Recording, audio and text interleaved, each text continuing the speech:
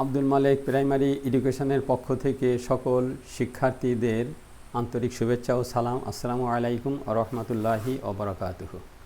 আজ আলোচনা করব গণিত বইয়ের 89 পৃষ্ঠা 8.3 থেকে।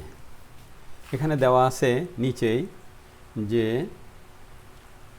লব এক কিন্তু হর ভিন্ন ভিন্ন। লবগুলো সব এক কিন্তু হর ভিন্ন ভিন্ন। লব সব 2 2 2 কিন্তু হর 3 9 8 5। এখানে সূত্রটা হলো যে লব যদি একই হয়, হর যার বড় সেই ভগ্নাংশটা বড়। অর্থাৎ হর দ্বারা কোনো অংশকে ভাগ করা হয় আর লব দ্বারা তার পরিমাণ নির্ধারণ করা হয়। হর দ্বারা কোনো অংশকে ভাগ করা হয়, যেমন এত ভাগের এত ভাগ, আর লব দ্বারা তার পরিমাণটা নির্ধারণ করা হয়। তাহলে হর যত, ভাগটা যত বড় হবে, ভাগের পরিমাণ তত কম হবে। কোনো অংশকে আমি যত বেশি পরিমাণে ভাগ করব, তার ভাগের পরিমাণগুলো সব ছোট ছোট হয়ে যাবে। আর নিচের হর যত ছোট হবে তত উপরে পরিমাণটা বড় হবে। তাহলে আমরা লিখতে পারি যে আমরা জানি লব যদি একই হয় তবে যে ভগ্নাংশের হর বড় সেই ভগ্নাংশটি ছোট। কিন্তু এর আগে আমরা করেছি যে হর যদি একই হয়, যে ভগ্নাংশের লব বড় সেই ভগ্নাংশটি বড়। এখানে তার বিপরীত, ওখানে ছিল হরগুলো এক আর এখানে লব এক। সব লবগুলো একই। দেখেন এখানে 3 ভাগের 2 ভাগ, 9 ভাগের 2 ভাগ, 8 ভাগের 2 ভাগ, 5 ভাগের 2 ভাগ। তাহলে আমরা লিখব যে আমরা জানি লব যদি একই হয় তবে যে ভগ্নাংশের হর বড় সেই ভগ্নাংশটি ছোট। আবার বলি, লব যদি একই হয়, লব যদি একই হয়, যে ভগ্নাংশের হর বড় সেই ভগ্নাংশটি ছোট। এবার আমরা এটা প্রমাণ করব। তাহলে লিখলাম যে ভগ্নাংশের হর বড় সেই ভগ্নাংশটি ছোট। এখানে 9 বড় 8 থেকে, 8 বড় 5 থেকে, আর 3 ছোট 5 থেকে, বা 5 বড় 3 থেকে। অতএব ছোট থেকে বড় করে আমি যদি সাজাই তাহলে আমরা পাবো কি 9 ভাগের 2 ভাগ, 8 ভাগের 2 ভাগ, 5 ভাগের 2 ভাগ, 3 ভাগের 2 ভাগ। শর্ত ছিল বা সূত্রটা ছিল যে লব যদি একই হয়, হর যার বড় সেই ভগ্নাংশটি ছোট।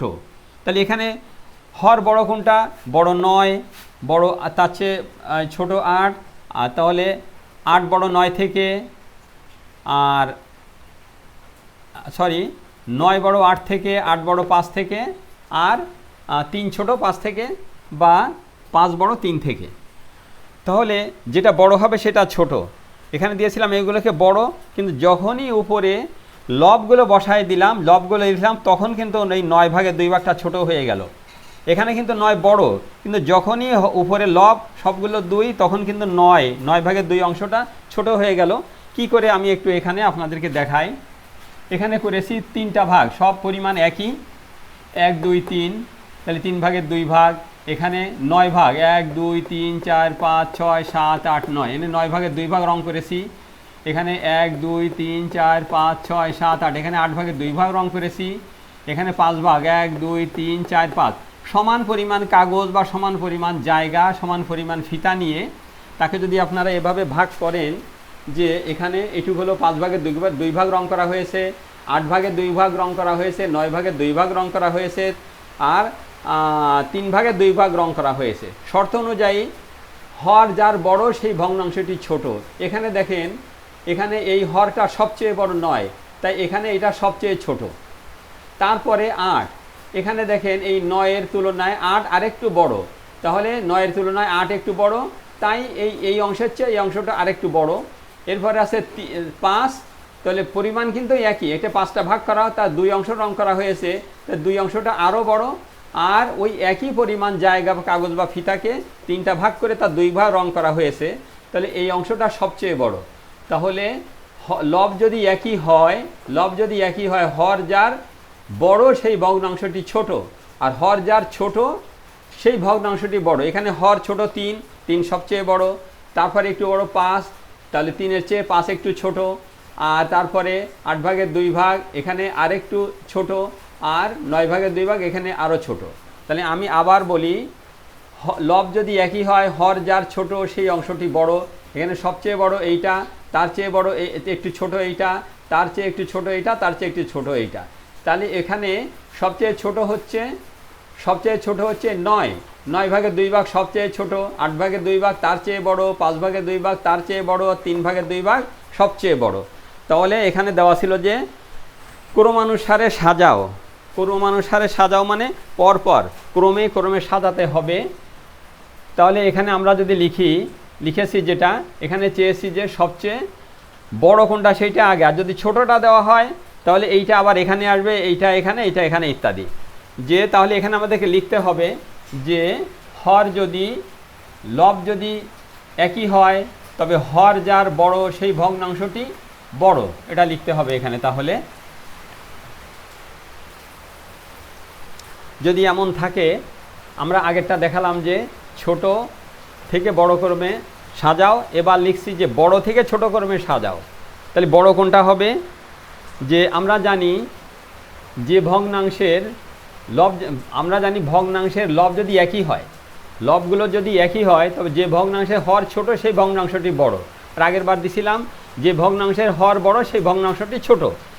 আর লব যদি একই হয় তাহলে যে ভগ্নাংশের হর ছোট সেই ভগ্নাংশটি বড়। তাহলে এখানে লব সব একই 2 2 করে, কিন্তু এখানে সবচেয়ে বড় কোনটা? 9, তারপরে 8, তারপরে 5, তারপরে 3। তাহলে এখানে যেহেতু 9 সবচেয়ে বড়, কিন্তু কার্যক্ষেত্রে এসে যখনই এর উপরে লব দেব তখন ওইটা সবচেয়ে ছোট হয়ে যাবে। কিন্তু এখানে সবচেয়ে 3 হচ্ছে ছোট, তাহলে বলা হয়েছে যে হর যার ছোট সেই ভগ্নাংশটি বড়, হর ছোট সেই ভগ্নাংশটি বড়, যে ভগ্নাংশে হর ছোট সেই ভগ্নাংশটি বড়। এখানে সবচেয়ে ছোট 3, তার চেয়ে একটু বড় 5, তারপরে 8, তারপরে 9। তাহলে এখানে আর লব সব একই, লব যদি একই হয় যে ভগ্নাংশের হর ছোট সেই ভগ্নাংশটি বড়।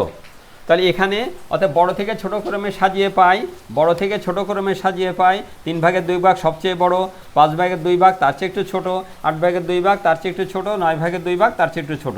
এখানে সবচেয়ে ছোট 9 ভাগের 2 ভাগ, তার চেয়ে একটু বড় 8 ভাগের 2 ভাগ তার চেয়ে বড়, 5 ভাগের 2 ভাগ তার চেয়ে বড় বা সবচেয়ে বড় 3 ভাগের 2 ভাগ। ওখানে আমি সেইভাবেই সাজিয়ে দিয়েছি। তাহলে আপনারা এইটা আশা করি বুঝতে পেরেছেন যে লব যদি একই হয়, ওই পৃষ্ঠায় ওই 89 পেজে আপনার নিচের দিকে এইগুলো আছে, বিভিন্ন লব দেওয়া আছে একই মাপের, 2 2 2 ইত্যাদি, 3 3 4 5 যাই থাকুক, আপনারা এইটা ফলো করবেন যে লব যদি একই হয় হর যার বড় সেই ভগ্নাংশটি ছোট, আর উল্টা। আর লব যদি একই হয় হর যার ছোট সেই ভগ্নাংশটি বড়, আর হর যার বড় সেই ভগ্নাংশটি ছোট। হর বড় তাই এটা সবচেয়ে ছোট, আর হর ছোট তাই এই ভগ্নাংশটি বড়, 3 ভাগের 2 ভাগ ইত্যাদি। তাহলে আজ এখানে শেষ করি, আশা করি বুঝতে পেরেছেন। না বুঝতে পারলে আমাকে জানাবেন, আগামীতে ইনশাল্লাহ দেখা হবে। আমার জন্য দোয়া করবেন। আসসালামু আলাইকুম ওয়া রাহমাতুল্লাহি ওয়া বারাকাতুহু।